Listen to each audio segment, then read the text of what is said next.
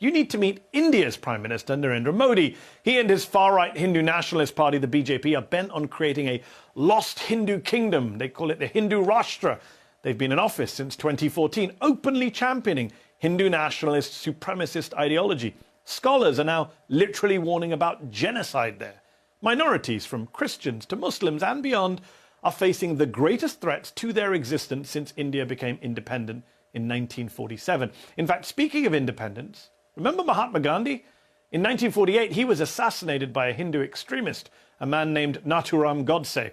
Godse was a former member of the far-right Hindu nationalist paramilitary volunteer group known as the Rashtriya Swayamsevak Sangh, or RSS. Imagine if the world's white supremacists had one organized paramilitary group where they could all train together and get politically organized. Yeah, exactly. Founded in 1925, they were really into the politics of Mussolini and Hitler, the RSS. A senior founding member wrote about how he was inspired by Nazi Germany, which displayed, quote, race pride at its highest and was a good lesson for use in India. The extremist ideology binding the RSS is a kind of Hindu supremacy and nationalism known as Hindutva, which, to be clear, should not be confused with the religion of Hinduism. Hinduism good, Hindutva not so good. In fact, Hindutva ideology has been really influential among some of the worst people, and not just in India. If you remember the Muslim-hating far-right Norwegian mass murderer Anders Breivik, the man who massacred 77 people in Norway in 2011, he cited Hindutva in his 1,500-page manifesto, pledging support for the deportation of all Muslims from India.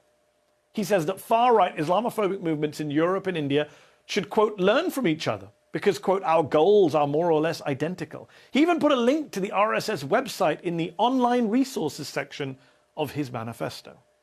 You get the idea, right? This is a group and an ideology that is really scary. But what's even more frightening is how politically successful they've been.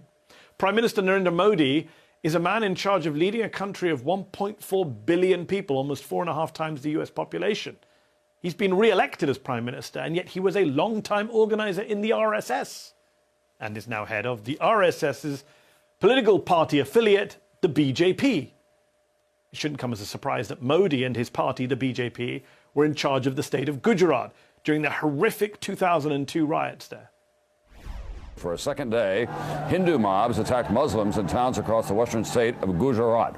Despite shoot-to-kill orders issued to police in one village, Hindus set fire to Muslim homes, killing 30 people. Witnesses say the police stood by and watched as crowds burned Muslim-owned stores, hotels, and restaurants. In one village, 27 Muslims died when angry mobs set their homes on fire. In another village, 7 Muslims were burned to death in a bakery. It's estimated that between 1,000 to 2,000 people were killed in Gujarat, the vast majority of them Muslims. Many Muslim women were even raped. Western researchers have called it a one-sided systemic pogrom backed by the BJP. Human rights groups, both Indian and international, also say Modi and his local government were complicit. Some even say the riots might have been premeditated. Even the US government seemed to recognize Modi's culpability at the time, banning him from coming to the United States.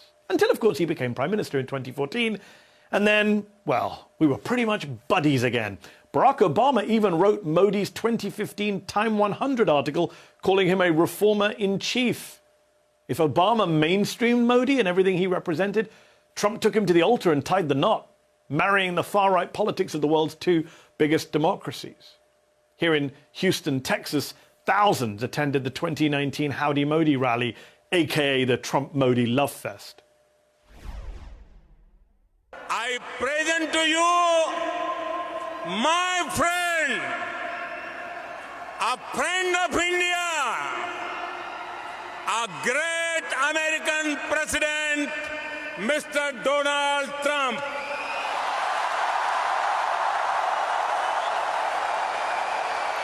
Prime Minister Modi is doing a truly exceptional job for India and for all of the Indian people.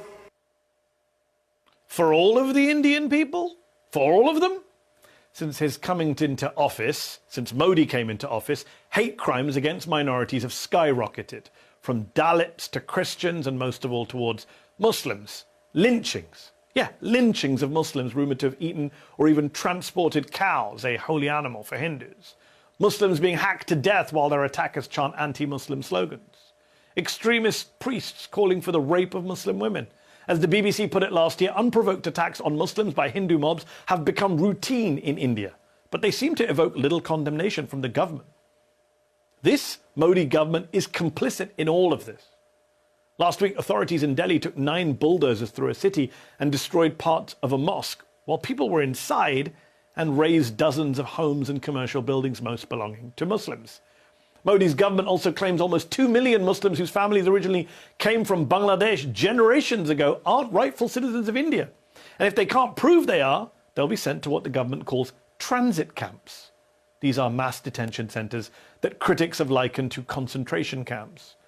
With boundary walls, watchtowers, there are already 6 of them with thousands of detainees. Behind every shocking supremacist policy, you'll find shocking supremacist rhetoric. It's the same in India. A survey from one of India's prominent news channels found that hate speech from politicians skyrocketed by 500% under Modi's leadership. Modi's right-hand man, Home Minister Amit Shah, described migrants from neighbouring Bangladesh as termites at a 2019 campaign rally. A man who may likely succeed Modi as Prime Minister is Yogi Adityanath, currently in charge of India's largest state, which has a population almost the size of the US. He said India's top Muslim actor is no different to a terrorist. He's called Muslim lawmakers a green virus infecting the country. One count found more than 100 instances of hate speech and mentions of Hindutva in Adityanath's speeches from last November till February. And it's not just the BJP. Have a listen to Pooja Shankun Pandey, a leader of another Hindu nationalist group, back in December.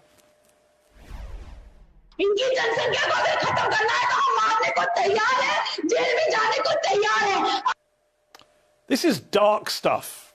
A reminder that when we talk about the far right, it's not just the white far right. When we talk about supremacist ideology, it's not just white supremacy. There is a global far right movement. Hindutva is part of it.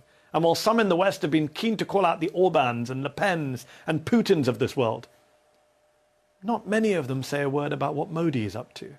Joe Biden even invited the Indian Prime Minister to his democracy summit at the White House in December. What will it take for Western governments to speak out on this issue? How many more Indian Muslims or Christians need to die